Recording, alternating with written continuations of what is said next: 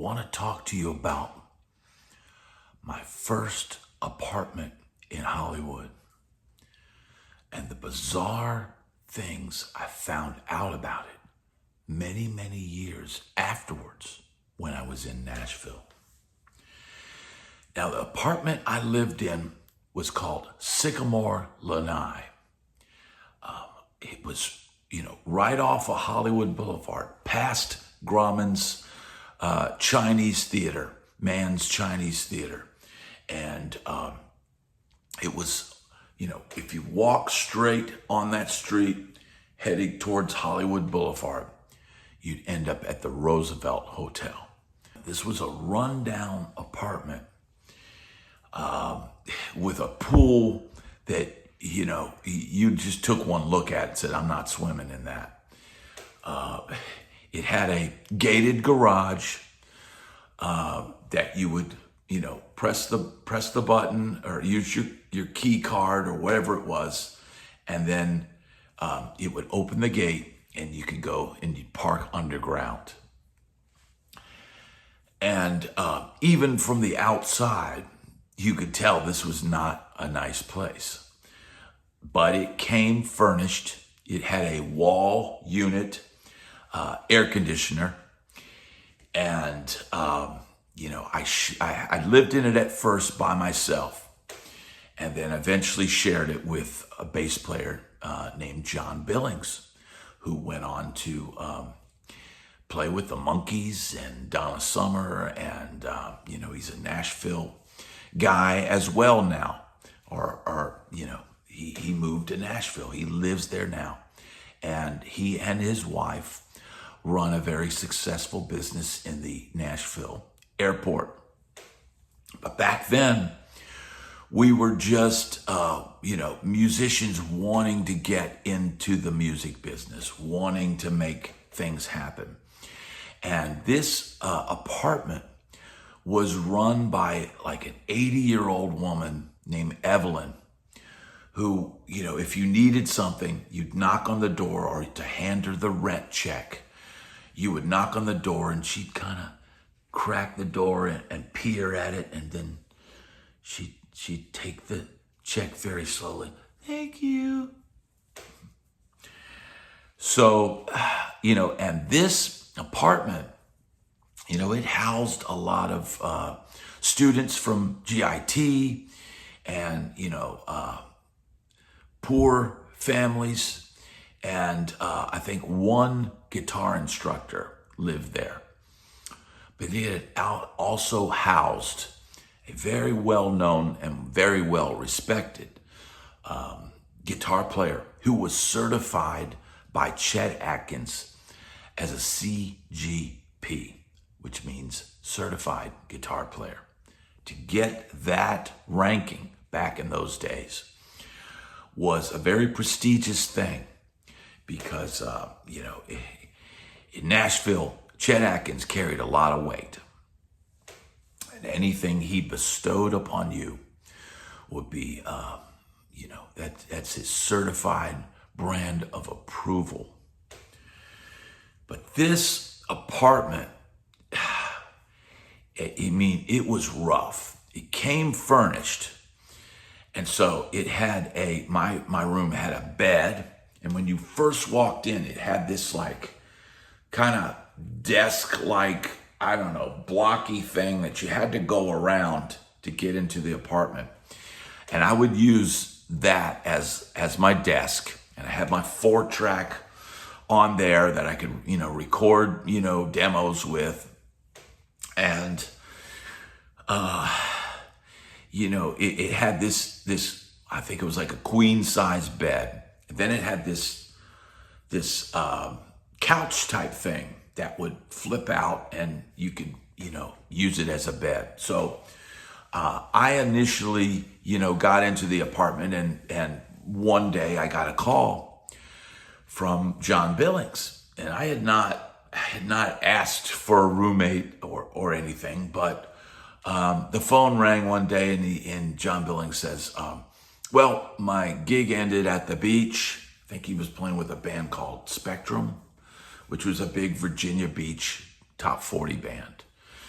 not Spectrum. I forget what the name of it was, but it was it was a successful Virginia Beach cover band. And I guess the gig had ended, and he said, "So I'm coming out there." And I'm, well, okay, But basically, that was the announcement that he was moving in to my crappy apartment. And he had no idea what he was walking into. I think in retrospect, I think my mom thought, because she had come out with me, we had come out to scope out the school. I said, I want to go to this GIT school. And so she said, all right, well, if you go to school, I'll help you out. So I think, and we had checked out some nice apartments, but I think her reasoning was, I put him in this really crappy apartment. When school's over, he'll want to come home. So that may have been why she chose that. Or maybe it was the old lady that seemed like a kind soul. That seemed like, nothing wild's going to go on in this building because this little old lady runs this apartment building. So maybe that was it. I don't know. But, so I'm in this apartment and, we would walk, I would walk to GIT every day. And I've talked about the horrors of Hollywood. There's another video in my channel called The Horror of Hollywood. And it talks about, the sights that I would see walking to school each day. And then there were, just before you got to Grauman's Chinese, there'd be these guys out there selling codes. And for $1, they'd sell you a phone code. And these were codes that maybe had been hacked somewhere or something. But these phone codes would allow you, for the brief amount of time that you had, until the code was no good, these codes would allow you to make a long distance call home. But sometimes you'd buy a code and the code wouldn't work, or, and they'd sell them for like $1 because they would be selling them to multiple people, obviously. But, living in Hollywood, and I remember there was a band, I believe it was called Sweet Cheater. And I had gone down to Gazzari's one night and I had seen this band, and they were kind of a typical Sunset Strip band, but guys that kind of look like Johnny Thunders, jet black hair, kind of rough. And the band was not really that good. But I believe a couple of those guys lived in the apartment building next door. And there was one woman who I believe was a prostitute who lived in the building next door. And she had the most gargantuan breasts. She was not particularly attractive, but it must have caused back problems. It must have been a real burden carrying these things around. But that was my neighborhood. Some low rent rock star wannabes, prostitutes, and then across the street would be semi nice houses. I mean, Hollywood is a conundrum like that, but this apartment was awful. Old brown carpet, wall AC unit, into the wall, but one of those square, things like you put in your window. And it would leak, it would drip into the apartment.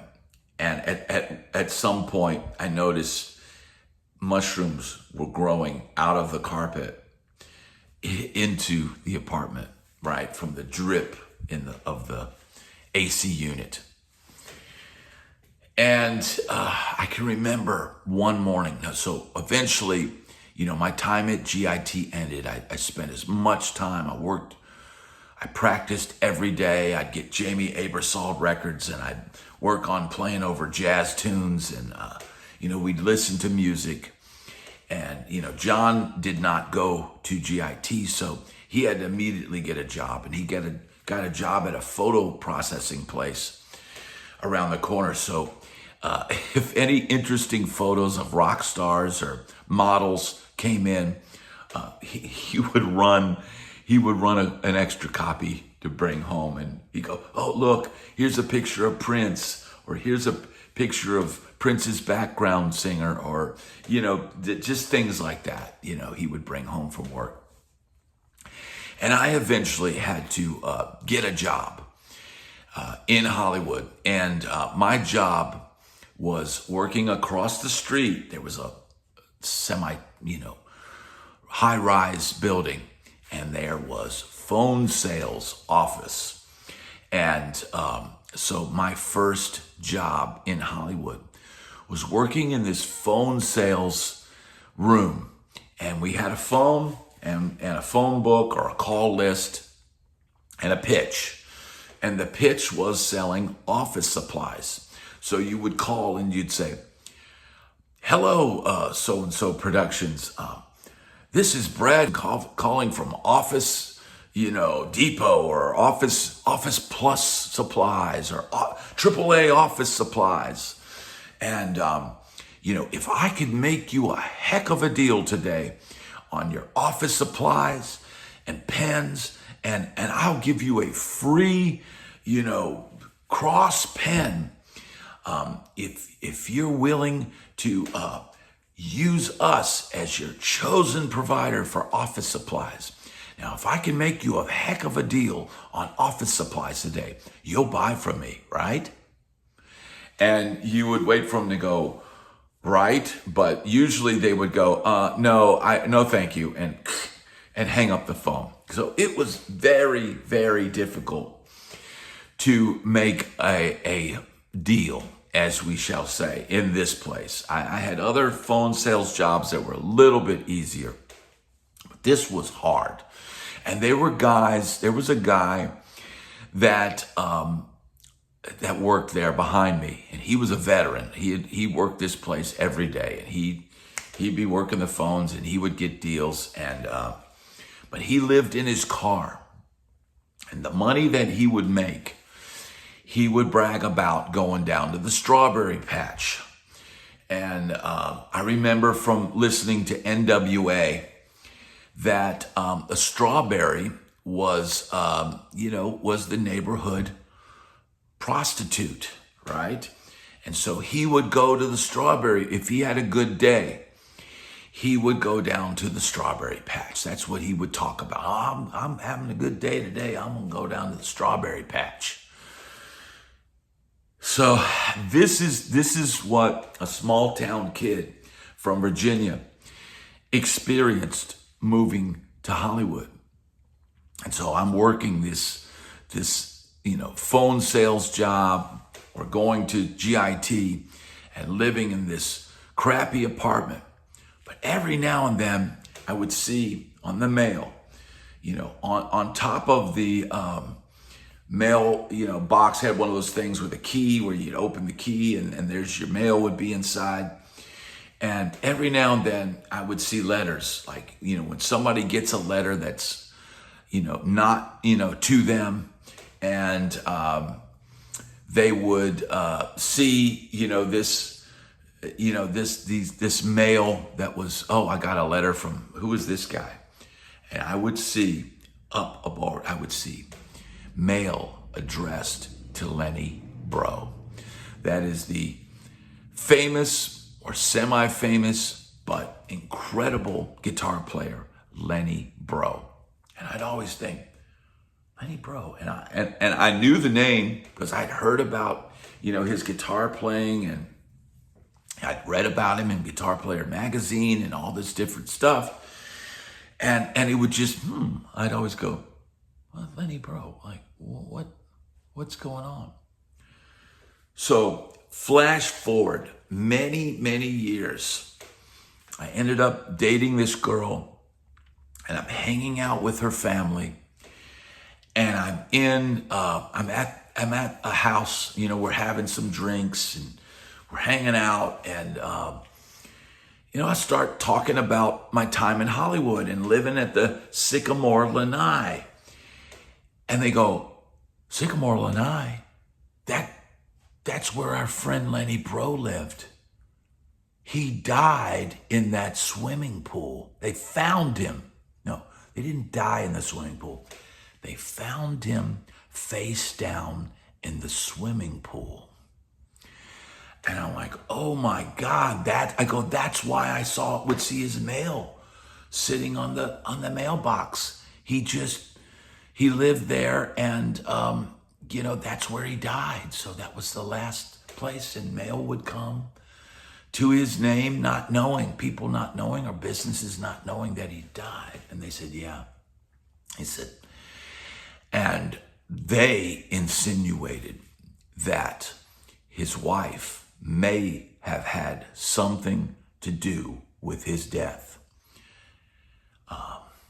I cannot verify, and I do not know if that is truth, but they seem to feel that it was, and that maybe they had an argument or something had happened.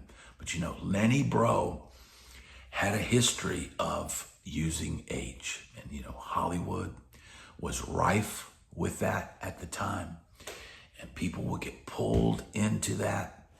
And I guess Lenny had his problems. Now, I know I've got a good Nashville bass player and friend, guy that I've played some gigs with, and he watches this channel, and he reached out to me when I mentioned, he asking, was the guitar player Lenny Breau that died in your pool? And I was like, yeah. And he kind of confirmed the same thing, that, yeah, he died in that pool, and he was a user of H. And, it's rumored that his wife may have had something to do with it. But, there's no way to prove any of that, because, the easiest thing in the world, whether it's Whitney Houston or, Brian Jones or Jimi Hendrix, any of those amazing musicians, when they've got a reputation with drugs, and whether their deaths were accidental or maybe there was some sinister things going on behind the scenes, the easiest thing to do is to kill a junkie.